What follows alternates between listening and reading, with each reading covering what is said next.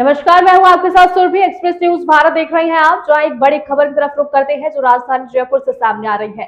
All India Muslim personal law board secretary मौलाना फजल रहीम द्वारा की गई प्रेस कॉन्फ्रेंस में विधायक किरोड़ीलाल मीणा की तरफ से लगाए गए थे मौलाना पर गंभीर आरोप। जी हाँ, मौलाना ने सभी आरोपों को खारिज किया। माहौल बिगाड़ने की कोशिश कर रहे हैं किरोड़ीलाल मीणा। बगैर तथ्य और बगैर जानकारी के सभी आरोप लगाए गए हैं। प्रेस कॉन्फ्रेंस में कई और अहम बिंदुओं पर भी जानकारी दी गई है, जहां उन्होंने कहा कि डॉक्टर किरोड़ीलाल मीणा एक जिम्मेदार नेताओं में आते हैं। इस तरीके से किसी पर बुनियादी आरोप लगाना, वो भी बगैर किसी तथ्य के, डॉक्टर किरोड़ीलाल मीणा को शोभा नहीं देता। हमारे प्रेस कॉन्फ्रेंस करने का मकसद यही है कि उन्होंने पब्लिकली आरोप लगाए हैं तो पब्लिक के बीच जवाब देना जरूरी है। और अगर किरोड़ीलाल मीणा को और तथ्य चाहिए तो हम उनको भी अपने तमाम सबूत पेश कर सकते हैं। जामिया हिदायत मोहम्मद अब्दुल रहीम की तरफ से बनाया गया था। वक्फ बोर्ड में 16 मार्च 1974 को पंजीबद्ध हुआ था। उस वक्त से ही जामिया हिदायत का फाउंडेशन मुतवली हूं और हमारा वक्फ बोर्ड से रजिस्ट्रेशन है और उनको द्वारा लगाए गए तमाम इल्जाम बेबुनियाद है। मंदिरों की जमीन को बेचना, वक्फ की जमीन को बेचना, ये सब इल्जाम बेबुनियाद है। किरोड़ीलाल मीणा जी को पहले तमाम तत्वों की जानकारी लेनी चाहिए, उसके बाद ही इल्जाम लगाए। और किरोड़ीलाल मीणा जी ने जो वीडियो जारी किया है वो मौलाना फजलुर रहीम का नहीं बल्कि उनके भाई का है। प्रेस कॉन्फ्रेंस में तमाम आरोपों को मौलाना फजलुर रहीम ने नकार दिया। तो उनसे चाहेंगे आपके ऊपर इतने गंभीर आरोप लगा रहे हैं तो या तो आप उनको माफ करो या फिर आप उनके खिलाफ कोई कार्रवाई करो। ऐसा कोई जरूरी ऑप्शन नहीं है। आप जो ऑप्शन दे रहे हैं ये सही नहीं है। हम चाहेंगे कि उनसे मुलाकात हो, हम और ज्यादा क्लेरिफाई करें उनको। वो हमारे एक माननीय मंत्री हैं, तो हम उनसे ये चाहेंगे कि उनका जहन साफ हो जाए। ठीक है, वो कहना चाह रहे हैं क्या कि मानहानि का मुकदमा दायर करेंगे? नहीं, गलत बात है। आप बिल्कुल गलत बात है। आप वर्ड फीड मत कीजिए। हाँ अपने वर्ड हमारे मुंह में मत रखिए। जी। हम क्या करेंगे? फजलुर रहीम साहब से सवाल है मेरा। जी, मैं आंसर कर रहा हूँ। मैं आंसर कर रहा हूँ। हमने सबसे पहले तो मैं मीडिया के तमाम हजरात का, चैनलों का, अखबारों के नुमाइंदों का, करस्पॉन्डेंट्स का, एडिटर्स का, तमाम लोगों का मैं बहुत शुक्रिया अदा करता हूँ तहे दिल से। वो हमारी रिक्वेस्ट पर, हमारी दरख्वास्त पर, हमारी दावत पर यहाँ तशरीफ लाए। आप हजरात के शुक्रिया और स्वागत के बाद में मैं इंट्रोडक्शन करवाना चाहता हूँ। भाई साहब जनाब, एक मिनट जरा थोड़ा सा आसानी से तमाम बात हो जाए। मैं इंट्रोडक्शन करवाना चाहता हूँ। सबसे पहले मैं मोहम्मद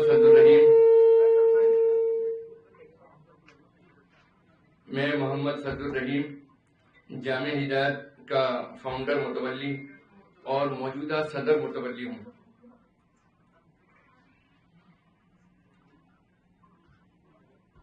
दो 2023 जून के अंदर लगभग 1.25 साल पहले all India Muslim personal law board का मुझे जनरल सेक्रेटरी मुंतखब किया गया। एक मिनट में आप हजरात को जामिया हिदायत का मकसद भी मैं बयान कर देना चाहता हूँ। ये सिर्फ मदरसा नहीं बल्कि NIOS का सेंटर भी है। स्किल डेवलपमेंट की तालीम यहाँ बच्चों को दी जाती है और गरीब और नादार बच्चों को तालीम देना ये उसका बुनियादी मकसद है। बहुत सारी हिंदुस्तान की सेंट्रल यूनिवर्सिटी से हमारा रिकॉग्निशन है। यहाँ से बच्चे तालीम मुकम्मल करने के बाद में अलग अलग यूनिवर्सिटियों में अपनी चॉइस के मुताबिक जाते हैं और एडमिशन लेते हैं। आज की ये प्रेस कॉन्फ्रेंस 30 सितंबर 2024 को माननीय डॉक्टर किरोड़ीलाल मीणा ने बीजेपी कार्यालय में प्रेस कॉन्फ्रेंस में मुझ पर झूठे इल्जामात लगाए जो कि या तो बेबुनियाद हैं या कोर्ट मैटर से मुताल्लिक हैं। इसी के क्लैरिफिकेशन के लिए आज ये प्रेस कॉन्फ्रेंस आयोजित की गई है। चूंकि इल्जामात जो लगाए गए हैं उनकी बाबत अलग अलग अदालतों में मुकदमात हैं, इसलिए उनका जवाब देना एडवोकेट के जरिए देना वाजिब होगा। इसमें हमारे लीगल एडवाइज़र मेरे बाएं हाथ को एडवोकेट M.A. खान साहब हैं और मेरे राइट में मोहम्मद फारूक जिंदरान हैं और उनके राइट में अकबर खान हैं। अब मैं एडवोकेट M.A. खान साहब से ये गुजारिश करूंगा कि वो इन इल्ज़ामात के बारे में सिलसिलेवार आपको जानकारी दें। इसके अलावा उन्होंने एलिगेशन लगाए कि ये जामिया हिदायत ट्रस्ट और मौलाना अब्दुल रहमान एजुकेशनल ट्रस्ट खाड़ी और विदेशी से हजारों करोड़ सालाना चंदा ला रहे हैं, FCRA का वायलेशन कर रहे हैं। विदेश से किसी भी संस्था को कोई भी चंदा आता है तो उसके लिए उस संस्था को होम मिनिस्ट्री में FCRA डिपार्टमेंट में रजिस्टर करवाना पड़ता है। जो भी चंदा आता है उसकी पूरी डिटेल वहां सबमिट करनी पड़ती है। हमने मौलाना अब्दुल रहीम एजुकेशन ट्रस्ट और जामिया हिदायत ट्रस्ट का पिछले सालों में जो भी चंदा आया उसका government of India home ministry में पूरा अकाउंट्स दिया है और पिछले 4 सालों में एक भी रुपया फॉरेन डोनेशन के तौर पर किसी भी कंट्री से नहीं आया है। ये बात समझ से बाहर है कि एक राजस्थान सरकार का कैबिनेट मंत्री बिना तथ्यों को वेरीफाई करे मन मर्जी आए जो स्टेटमेंट दे रहे। Very unfortunate. इसके अलावा उन्होंने एक आरोप लगाया, बॉम्बे में आदिवासियों की जमीन बेच दी। बॉम्बे में आदिवासियों की जमीन से हमारा कोई लेना देना नहीं है, ना वो हमारे वक्फ से रिलेटेड है, ना हमारे किसी फ्रेंड से रिलेटेड है। और फिर बॉम्बे में किसी ने कोई आदिवासी जमीन बेच दी, उसके क्या पर्टिकुलर्स हैं, कौन सी प्रॉपर्टी है, किसको बेच दी, कैसे बेच दी, हवा में जो मर्जी आए एलिगेशन लगा दिया। अगर आप ये कहते हो बॉम्बे में आदिवासी की जमीन बेच दी तो आप उसके बेचान के डॉक्यूमेंट्स पेश करो, कौन सी प्रॉपर्टी है वो पेश करो। हमारी कोई प्रॉपर्टी नहीं आदिवासियों की से रिलेटेड, ना हमने बेची। ये बिल्कुल बेसलेस और झूठा एलिगेशन है। इसके अलावा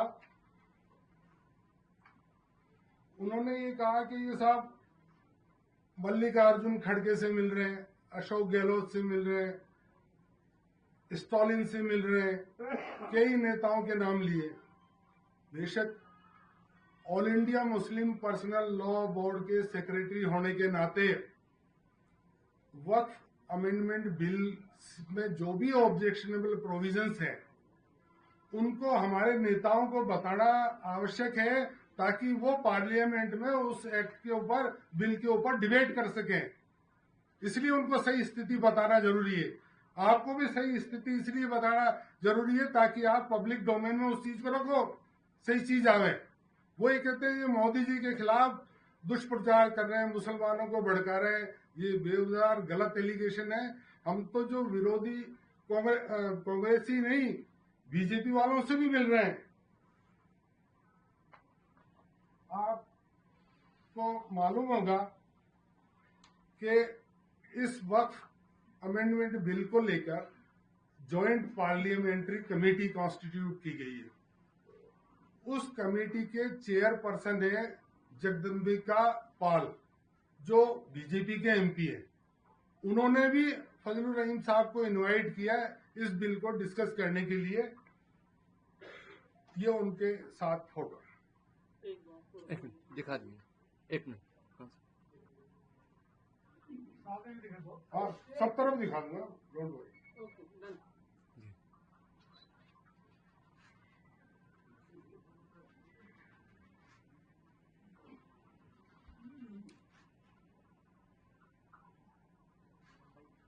उनका कहना है मोदी जी के विरोध में मुस्लिम्स को भड़का रहे हैं, ये कर रहे हैं। अरे साहब, मोदी जी के विरोध में ये जगदम्बिका पाल जी भी है क्या? ये तो बीजेपी के एमपी हैं, जेपीसी के मेंबर हैं, चेयरपर्सन है जेपीसी के। तो हम हर पार्लियामेंटेरियन को बता रहे हैं कि वक्त जो अमेंडमेंट बिल डाल रहे हैं इसमें क्या खामियां हैं, और ताकि वो लोग पार्लियामेंट में उस पर डिबेट कर सकें और एक सही और अच्छा कानून बन के सामने आवे। आप हर चीज को अपनी मनमानी तौर पर क्यों लाना चाहते हो? अगर उसमें कोई बेटरमेंट की गुंजाइश है कलेक्टिव डिस्कशन से, तो उसको विरोध क्यों समझते हैं? तो अगर मोदी जी के विरोध में होता तो ये जगदम्बा पाल जी क्यों हमारे साथ बुलवाते और फोटो खिंचवाते साहब? और हमें भी डेमोक्रेसी के अंदर अधिकार है, हमारे कॉन्स्टिट्यूशनल राइट्स थे कि हमारे खिलाफ कोई अगर बिल आ रहा है, कोई आ रहा है, तो हम उसको शांतिपूर्वक तरीके से डेमोक्रेटिक वे में हमारे रिप्रेजेंटेटिव्स को बतावें। इसमें कोई सरकार का विरोध नहीं है, किसी व्यक्ति का विरोध नहीं है।